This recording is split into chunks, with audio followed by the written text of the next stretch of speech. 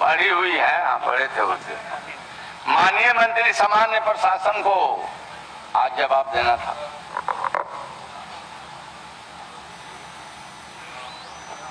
महोदय,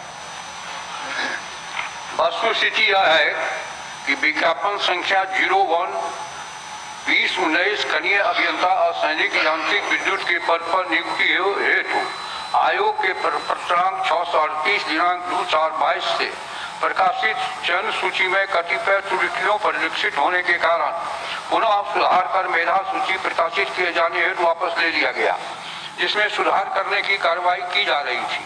इसी बीच दिनांक 19/4/22 को CWJC नंबर 73/12/2021 में माननीय उच्च न्यायालय द्वारा उक्त प्रकाशित चयन सूची को सेट असाइड करते हुए निम्न आदेश पारित किया गया।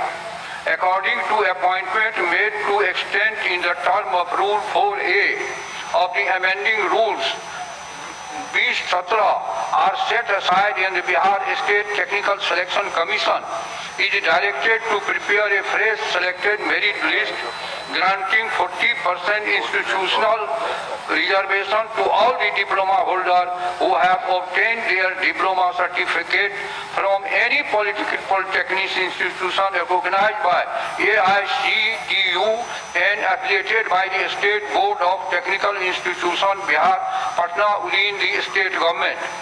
तदुपरांत उक्त न्यायाधीश के अनुपालन में बिहार तकनीकी सेवा आयोग द्वारा सामान्य प्रशासन विभाग के उप न्यायाधीश के अनुपालन के संबंध में परामर्श प्राप्त किया गया। प्राप्त परामर्श के पश्चात उक्त आदेश के अनुपालन हेतु बिहार राज्य के प्राइवेट पॉलिटेक्निक से उत्तीर्ण अभ्यर्थियों का दिनांक 1/8/22 से दिनांक 11/8/22 तक काउंसलिंग का कार्य पूरा कर लिया गया। उक्त के पश्चात सभी आवश्यक जांच पूर्ण कर मेधा सूची प्रकाशित की प्रक्रिया अंतिम चरण में थी, परंतु CWJC नंबर 7761/2022 अप्पू कुमार एवं अन्य बनाम बिहार सरकार में दिनांक 1/12/22 को विज्ञापन संख्या 01/2019 कनीय अभियंता के परिणाम प्रकाशन के संबंध में माननीय उच्च न्यायालय पटना द्वारा आदेश पारित किया गया कि प्रोसेस ऑफ सिलेक्शन में carry on but the result shall not be declared without leave of the court. उक्त आदेश के अनुपालन हेतु आयोग द्वारा मेधा सूची का प्रकाशन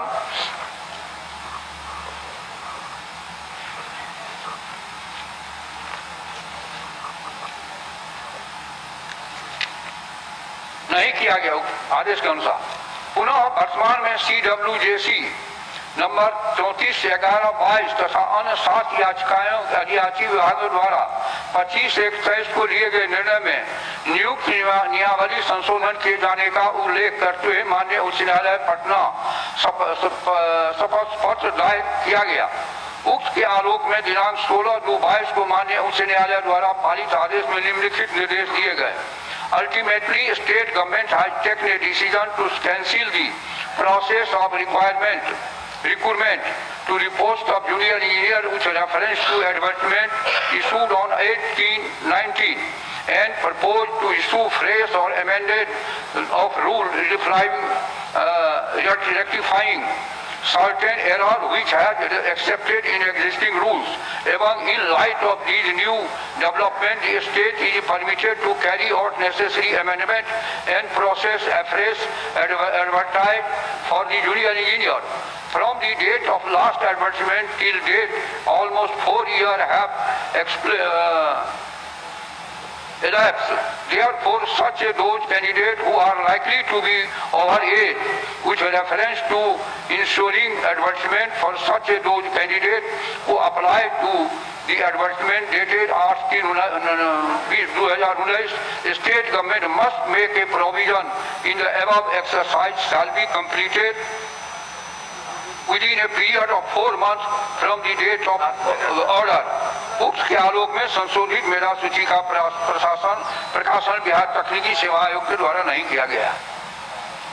माननीय सदस्य। अध्यक्ष महोदय, हम सभी जनप्रतिनिधि और सरकार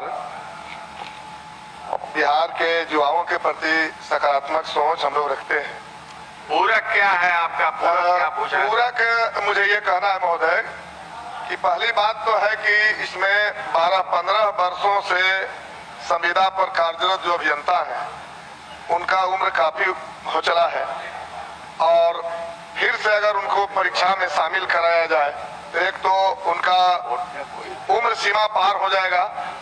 दूसरी बात है महोदय कि ये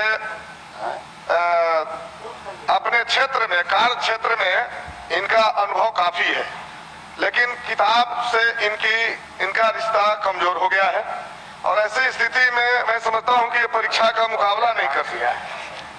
तीसरी बात है महोदय कि तकनीकी सेवा आयोग द्वारा ही डॉक्टर, एएनएम, जीएनएम, ट्यूटर, कृषि समन्वयक, वेटनरी डॉक्टर आदि की बहाली इसी प्रक्रिया से हुई है जो योगदान करके कार्य कर रहे हैं। तो हम लोग को ये कहना है कि गलती अगर आयोग ने की है तो सजा इन अभ्यर्थियों को तो नहीं मिलना चाहिए महोदय, और इसीलिए मुझे कहना है कि ये लगभग पूरे बिहार में 2500 के आसपास की संख्या में 12-15 वर्ष से कार्यरत अभियंता है, तो क्या उन्हें योगदान नहीं कराया जा सकता महोदय? क्योंकि ये उनके जीवन का सवाल है, उम्र समाप्त हो जाएगी।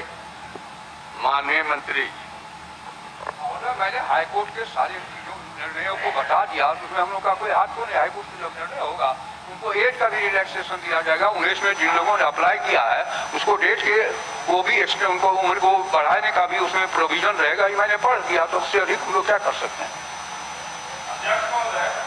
माननीय नाम नहीं है कि कैसे सप्लीमेंट्री करें? इसमें ये कहना था,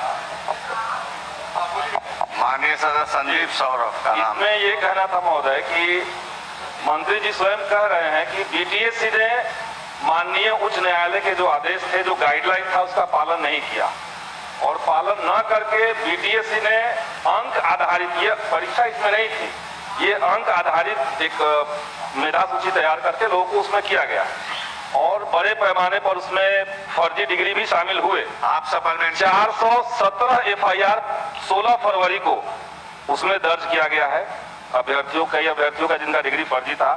हम ये जानना चाहते हैं, और इसी तरह के कई और मामले, जैसे सरकार का कहना है कि बीटीएससी हो, बिहार पब्लिक सर्विस कमीशन यानी बीपीएससी हो, बिहार कर्मचारी चयन आयोग हो या बिहार पुलिस अवर सेवा आयोग हो, ये तमाम जो बॉडी है, आयोग जो है, ये सरकार से स्वायत्त है।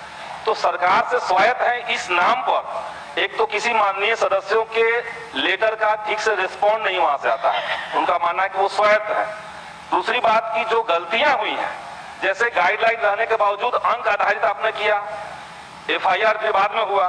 इसके अलावा जब ये एफआईआर का मामला सामने आया और रिजल्ट को विड्रॉ किया गया, उसके बाद कहा गया आयोग की तरफ से, बीटीएससी की तरफ से कहा गया कि इसमें एक जांच कमेटी बनाते हैं हम और वो जांच करेगा जहां जहां का फर्जी सर्टिफिकेट है। तो लेकिन अनफॉर्चुनेट ये हुआ उसमें कि जहां जहां पे वो कमेटी गई, कमेटी के जाने से पहले कमेटी के सदस्य जो जांच करने वाले हैं उनका नाम और उनका मोबाइल नंबर पब्लिक में आ गया और वो कमेटी कहीं गई भी नहीं। तो इसलिए बड़े पैमाने पर धांधली होती रही। पहले शुरुआत में आयोग ने कुछ नाम को विड्रॉ किया और फिर बाद में पूरा रिजल्ट विड्रॉ किया। हम इसमें ये मांग करते हैं कि वो चाहे बीटीएससी हो या इस तरह की और बहालियां, सरकार जो जवाबदेह अधिकारी उसमें है, जो शीर्ष पदों पर आयोग में बैठे हुए हैं, उनके खिलाफ अगर कोई गलती साबित होती है तब कार्रवाई करने का विचार रखती है कि नहीं रखती है?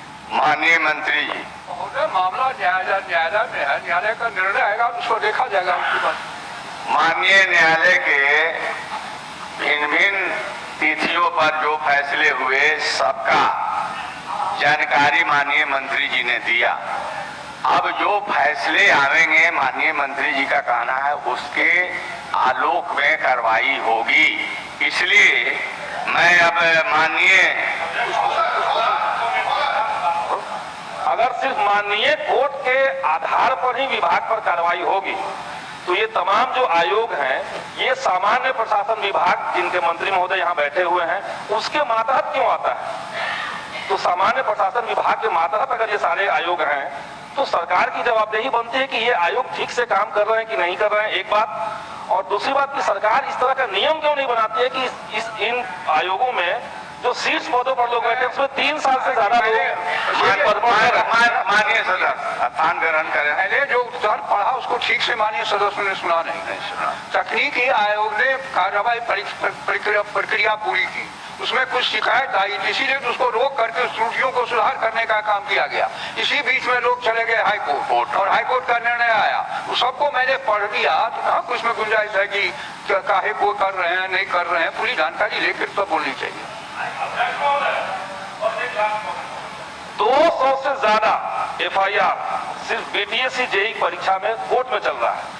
आयोग एक बहाली लेकर के आती है और उसमें 200 से ज्यादा केस हो जा रहे हैं, तो कितने लूप होल्स उसके विज्ञप्ति निकालने में किया गया आयोग की तरफ से, क्यों नहीं कार्रवाई होना चाहिए? वो अलग प्रश्न करे।